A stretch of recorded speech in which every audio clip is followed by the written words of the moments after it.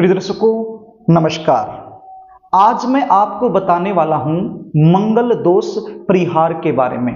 हमारी अज्ञानता के कारण, हमारे अल्प ज्ञान के कारण बहुत सारे बच्चों को मंगलिक घोषित कर दिया जाता है, जबकि वो मंगलिक नहीं होते हैं। उनके मंगल दोष का परिहार हो चुका होता है, लेकिन फिर भी उनको मंगलिक घोषित कर दिया जाता है, जिसके कारण अच्छे अच्छे रिश्ते हाथ से निकल जाते हैं और मंगल दोष विवाह में विलंब होने का एक मुख्य कारण बन जाता है। तो आज मैं आपको बताऊंगा मंगल दोष परिहार के कुछ विशेष सूत्र। यदि ये सूत्र आपकी जन्म कुंडली में लागू हो जाते हैं तो फिर आप मंगलिक होकर भी मंगलिक दोष का जो प्रभाव है वो आपके ऊपर नहीं आएगा।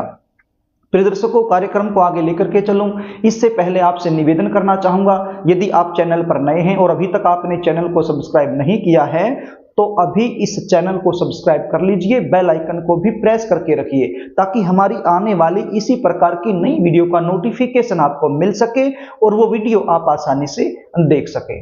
तो प्रिय दर्शकों, जन्म कुंडली में 12 भाव होते हैं। आप स्क्रीन पर देख सकते हैं एक जन्म कुंडली के चार्ट को। आप अपनी जो जन्म कुंडली है उसको भी खोलकर बैठ जाइए और जो जानकारी मैं आपको दे रहा हूं ये जानकारी अपनी जन्म कुंडली में अप्लाई करके जरूर देखिए।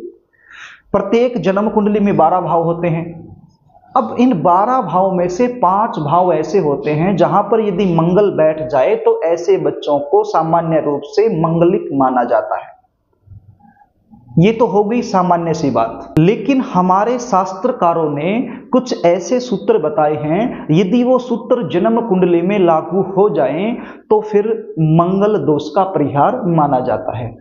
प्रिय दर्शकों, जन्म कुंडली का पहला भाव, जन्म कुंडली का चौथा भाव, जन्म कुंडली का 7वां भाव, जन्म कुंडली का 8वां भाव और जन्म कुंडली का 12वां भाव, यदि इन 5 भावों में मंगल आकर के बैठ जाए तो सामान्य रूप से मंगलिक माना जाता है बच्चे को। अब इसका परिहार कैसे होता है इसको आप समझने की कोशिश कीजिए। जन्म कुंडली का पहला भाव, जहां पर आप 1 का अंक लिखा हुआ देख रहे हैं तो ये जन्म कुंडली का पहला भाव होता है, पहला घर होता है। यदि यहां पर 1 नंबर लिखा हो और मंगल यहीं पर बैठा हो तो सामान्य रूप से बच्चा मंगलिक हो गया, लेकिन हमारे शास्त्रकार कहते हैं ऐसे मंगल का परिहार हो जाता है यदि मेष राशि में यानी कि 1 नंबर में मंगल यदि बैठा हुआ है तो ऐसे बच्चे को मंगल दोष नहीं लगेगा।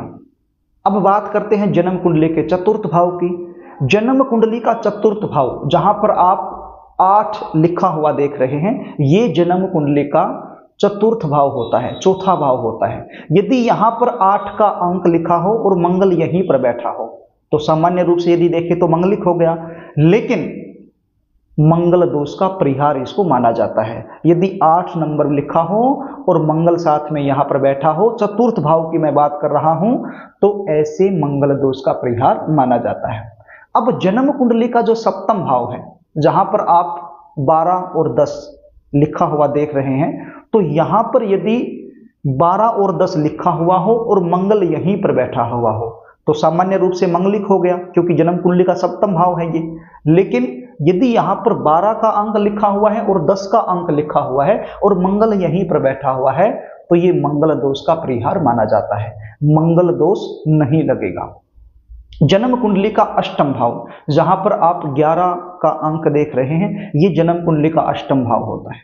तो इस 8वें भाव में यदि 11 का अंक लिखा हो और मंगल यहीं पर बैठा हो तो भी मंगल दोष का परिहार माना जाता है, मंगल दोष नहीं लगेगा। ऐसे बच्चों की शादी मंगलिक या नॉन मंगलिक दोनों के साथ हो सकती है। अब जन्म कुंडली का जो 12वां भाव यानी 12वां भाव, जहां पर 9 का अंक आप देख रहे हैं, ये जन्म कुंडली का 12वां भाव होता है। तो इस 12वें भाव में यदि 9 का अंक लिखा हो और मंगल यहीं पर बैठा हो तो ऐसे में भी मंगल दोष का परिहार माना जाता है। सामान्य रूप से देखें तो मंगलिक हो गया, क्योंकि जन्म कुंडली का 12वां भाव है, मंगल बैठा है तो बोल देते हैं मंगलिक है। लेकिन यदि सूत्र की तरफ जाएं, यदि हम गहराई में जाएं तो 9 नंबर यदि यहां पर लिखा है और मंगल यहीं पर बैठा हुआ है तो ऐसे बच्चों को मंगल दोष नहीं लगता है। ऐसे बच्चों की शादी मंगलिक और नॉन मंगलिक दोनों प्रकार के बच्चों के साथ हो सकती है।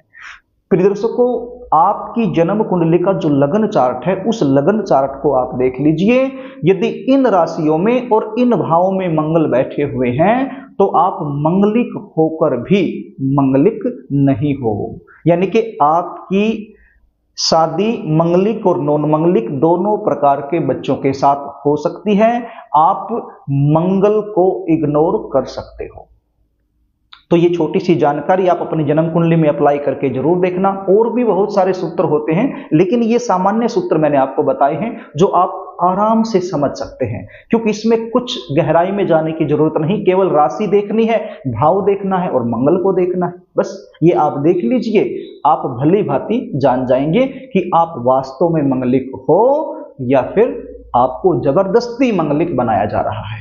तो प्रिय दर्शकों, यदि आप अपनी जन्म कुंडली का विश्लेषण मुझसे करवाना चाहते हैं, आप अपनी जन्म कुंडली का सटीकता से अध्ययन मुझसे करवाना चाहते हैं, तो स्क्रीन पर दिए गए व्हाट्सएप नंबर के जरिए आप मुझसे संपर्क कर सकते हैं।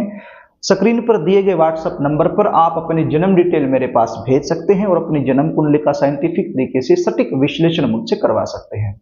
कार्यक्रम यदि आपको अच्छा लगे तो इस वीडियो को लाइक करना, इसको शेयर भी करना, और अभी तक यदि आपने चैनल को सब्सक्राइब नहीं किया है तो मुझसे लगातार जुड़े रहने के लिए चैनल को सब्सक्राइब जरूर कर लेना। और मुझे बताना कि आपकी जन्म कुंडली में मंगल कौन से भाव में, कौन सी राशि में बैठा हुआ है, कमेंट बॉक्स के जरिए। आज के लिए बस इतना ही, आगे फिर मिलेंगे, तब तक के लिए नमस्कार।